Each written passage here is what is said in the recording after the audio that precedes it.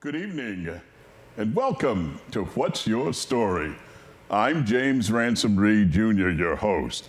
And tonight, I have an extraordinary young woman on the show. And after our interview, and she tells you about herself, you will agree 100% with me that in this case, youth is not wasted on the young. No grass grows on this young lady. After the show, you will agree with that too.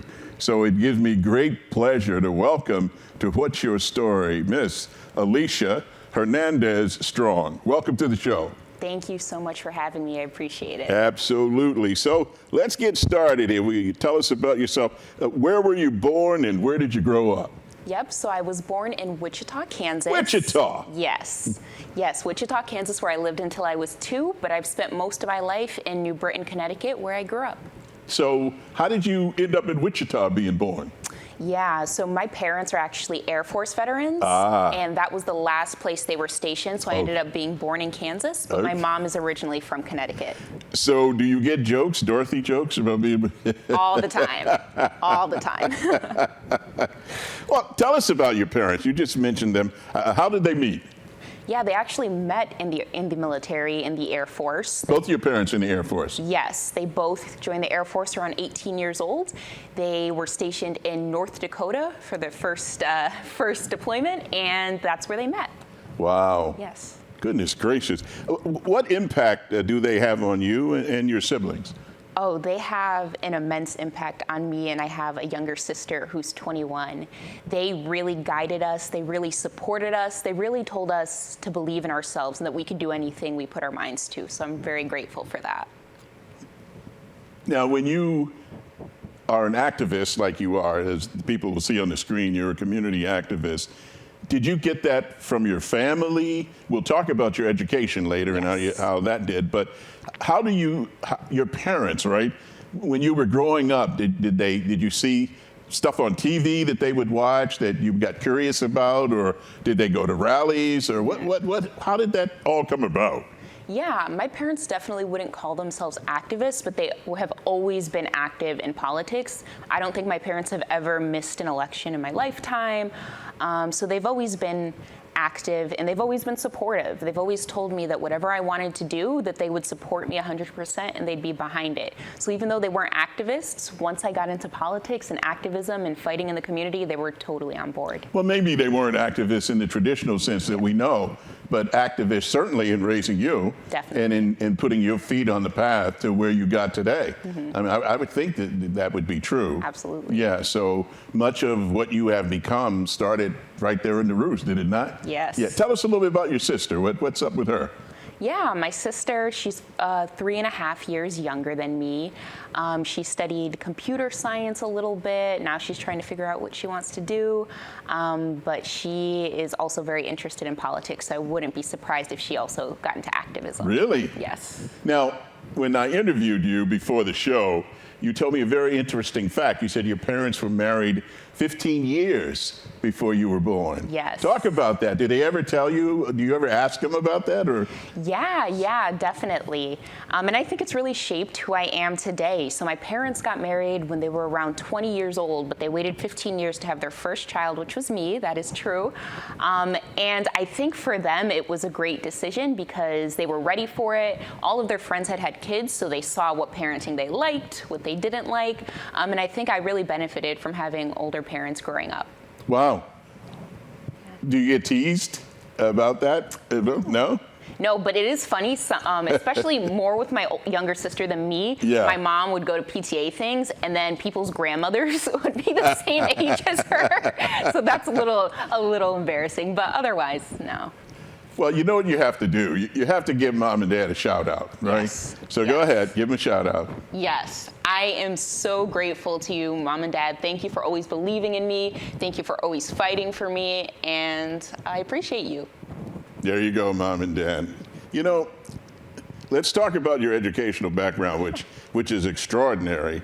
And, you know, you tell us about the impact that that these experiences had on your worldview. So let's start with De Loretto Grade School. That's where you went. Is that in New Britain? Yes, that's in New Britain. So what do you remember from De Loretto Grade School? Yes, so when I went to De Loretto, it's no longer this way, but when I attended there, it was a dual language school.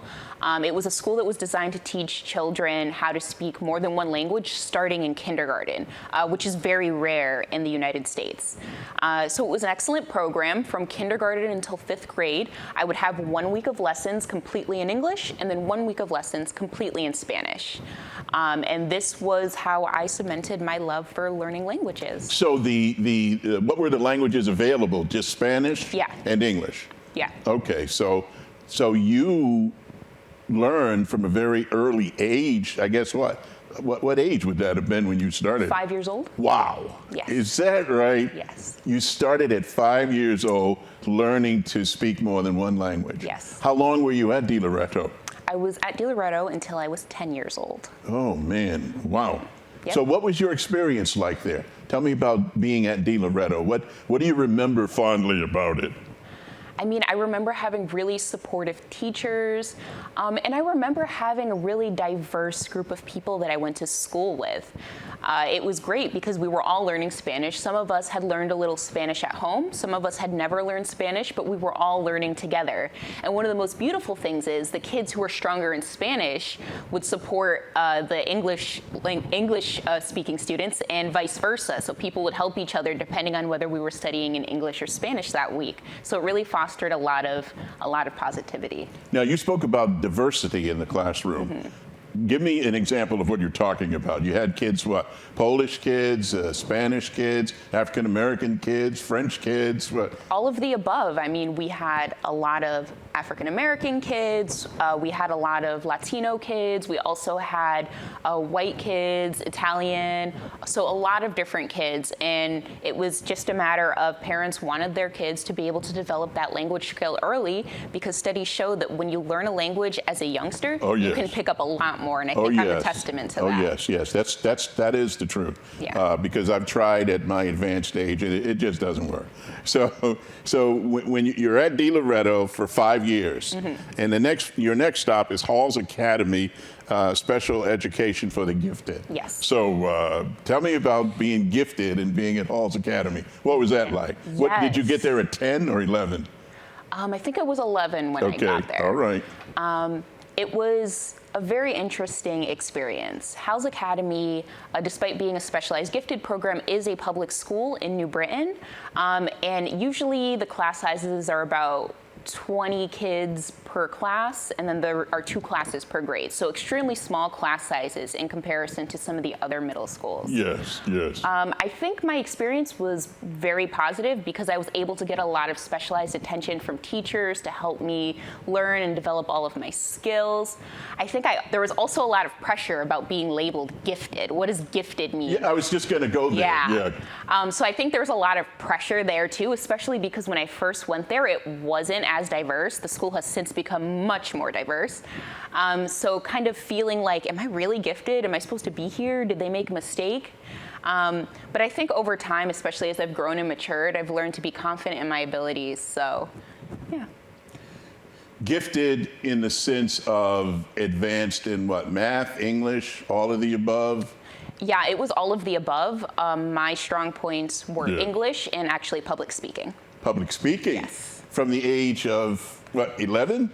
Yes. You were I actually, when I was in 8th grade, I won the Halls Academy Oration Contest for the best speech. Well, tell me about the Halls Academy Oration Contest, and what did you deliver? What was your speech that was the winner? Yeah, so in 8th grade, all of us have to write this long paper about a topic of our choice, and then we have to present it in front of the whole class. Yes. My topic actually was on being mixed race. Okay.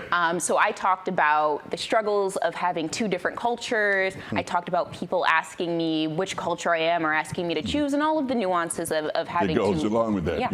Yeah. Yeah. So you must have been very proud. Your parents, I'm sure, were like over the moon, right? That you won. Good grief, man. I told you guys she's extraordinary, and we have just begun. So, all right, you're at Halls Academy. You leave Halls Academy. You go to New Britain High School? Yes. All right. So what happened at New Britain High School? New Britain High School, the transition was definitely a shock. I went from the smallest school in the district to the biggest school in the district. Yes. So that's quite the change. Yes, yes. And New Britain High was interesting because it really made me reflect on not only myself, but on my community, being a woman who is both African American and Puerto Rican. Because I came out of the gifted program, I was immediately slotted into the top classes, honors, AP. And when I looked around, there weren't a lot of people who looked like me in those classes. All of the African American and Puerto Rican students were in the lower level classes. And that was something that I noticed and I was always acutely aware of as I was going through the high school. What psychological impact did New Britain High School have on you? Yeah, that's a great question. I mean, I think it also goes back to that diversity element. When people talk about New Britain, they talk about all of the different groups and people we have, and I think I was definitely exposed to that in New Britain High. But it also exposed the internal segregation that we see, and I saw that with the classes. So you were becoming aware that there was a difference, Yes. a line that, for want of a better phrase, color didn't cross. Yes. And people of a certain color were treated a certain way. Exactly. And people of another color were treated a different way. Exactly. Was that just your imagination or was that real?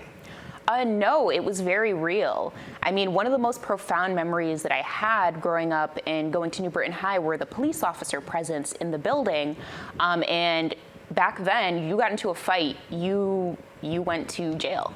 It was that strict. And I remember all of the people who I saw getting in trouble, getting suspended, getting arrested were African American and Puerto Rican students.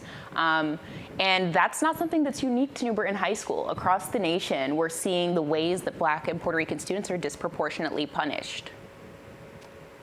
What a sad commentary for a young mind to have to grapple with. Yes, definitely.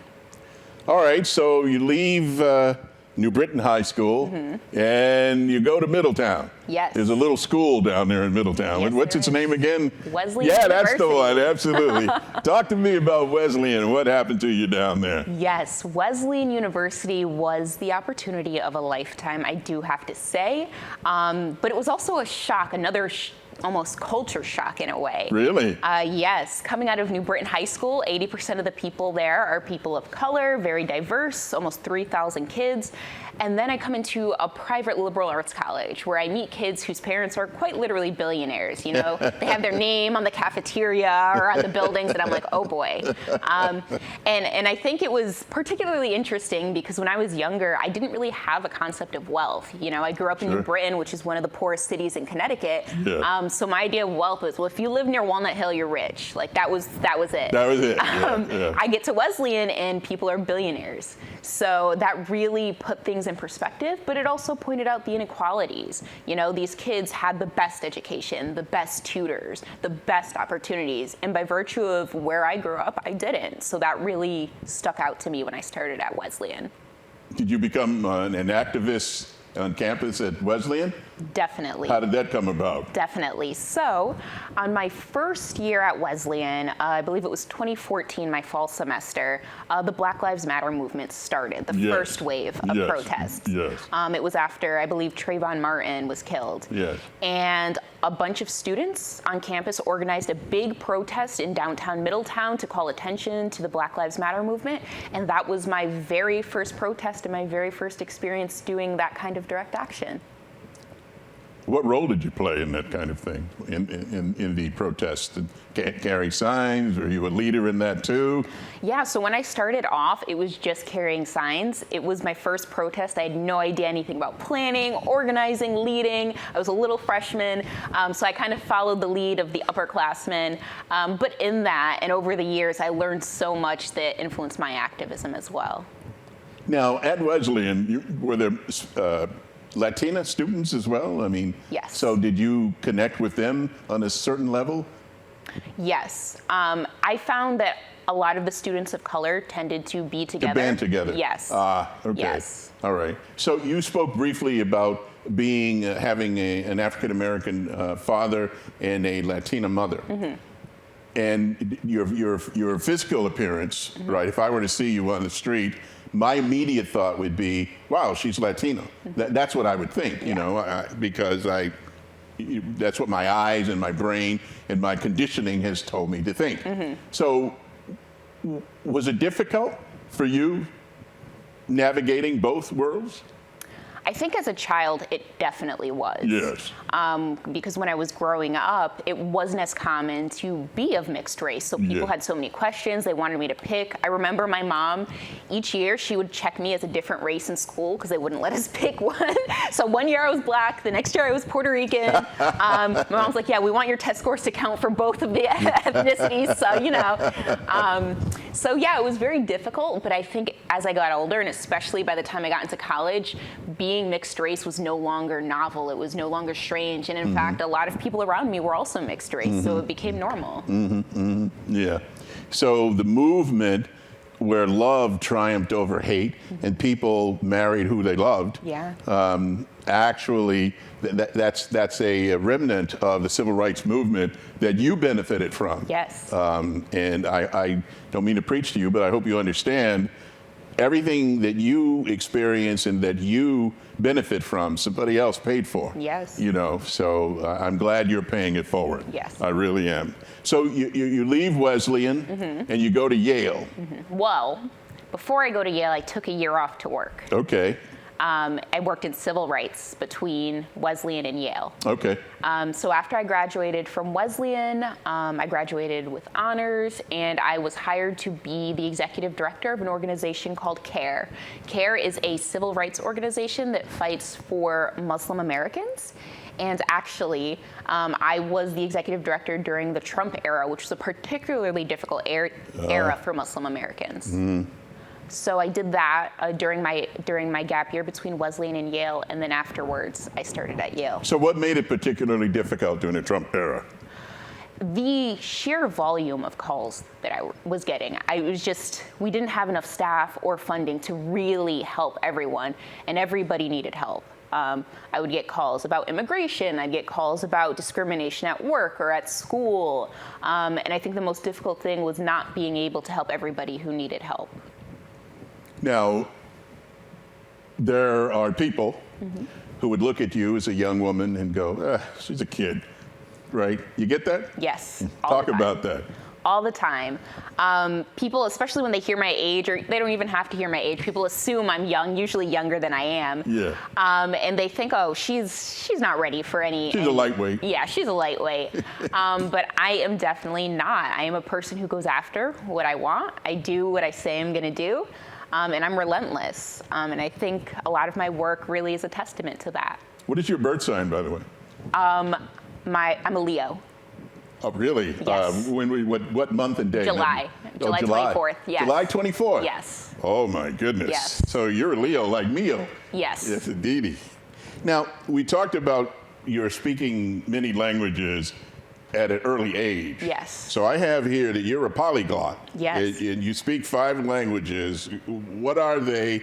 And please explain why speaking different languages are so important. I mean, please enlighten the audience as to, I read somewhere once, you learn a new language, you get a new soul. So please, tell me about that. Yes, so I speak 5 languages. Wow. I speak English, Spanish, Arabic, Bosnian, and Albanian. And all of those have their own unique stories. Obviously, Spanish I picked up when I was younger, 5 years old. Yes. Arabic, I studied 3 years of Arabic while I was at Wesleyan.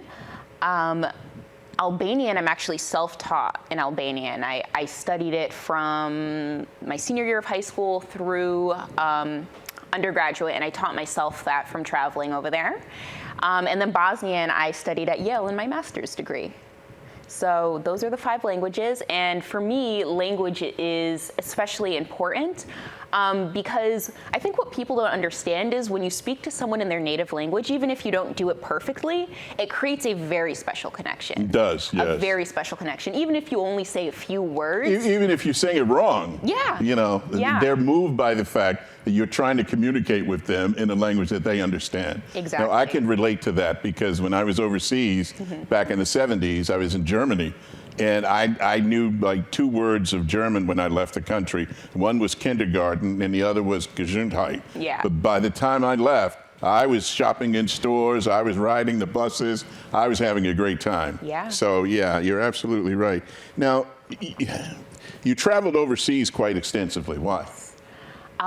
Because I believe that not all knowledge is knowledge that you get from books and get from classrooms. I think we need to go out into the world and meet new people and see new places to really get that worldly knowledge.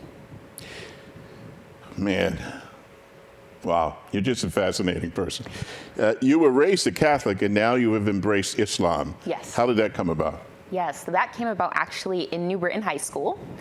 So when I was, I believe, 15 or 16 years old in my world history class, we had a unit on world religions. Yeah. And up to that point, I didn't really know anything about any religions aside from mine, not even other Christian denominations besides Catholicism. Yes. And so that really opened my eyes to the breadth of faith and spirituality that we have. And then growing up with a lot of Muslim students in the school, mostly Sudanese and Yemeni students who I was very close friends with, Yes. really piqued my interest in the faith and really helped me to decide to become a Muslim, which I did when I was 16 years old, and I have been a Muslim ever since. Okay. Yes. Yeah. And your parents are cool? Yes, Yeah, yes. yeah. They are so supportive. You're very lucky. Who are your heroes or heroines, or who Yes. are they and why? Yes, I have so many heroes. You gave me 2 Yes. in the initial interview. Who are they? So the first one is Alexandria Ocasio-Cortez. Of course, a strong, young Puerto Rican woman who is not afraid to take on people in power, which is just refreshing and amazing because growing up, I've always been told, okay, you have to dress a certain way, you have to talk quieter, you can't say certain things. Can't assert yourself. Can't assert yourself. You have to just kind of be in the corner. Be demure. Yes. There you go. I got it. And so seeing her out there just speaking truth to power and being unapologetic and seeing people respond to that is just amazing. That's one. Who's the other? That's one. The other one is Stacey Abrams from Georgia. She is one of my heroes. I just finished reading her book about what she did in Georgia in terms of voter registration and fighting for particularly Black voters to have their rights to vote. Sure. And it was amazing. It's something that I want to replicate because being in politics for the last 5 years, I find especially young Black and Latino kids are not interested in the democratic process or voting. And so to see somebody like Stacey Abrams be able to bring voter registration and bring people in on such a mass scale is very inspiring. How would you describe yourself politically?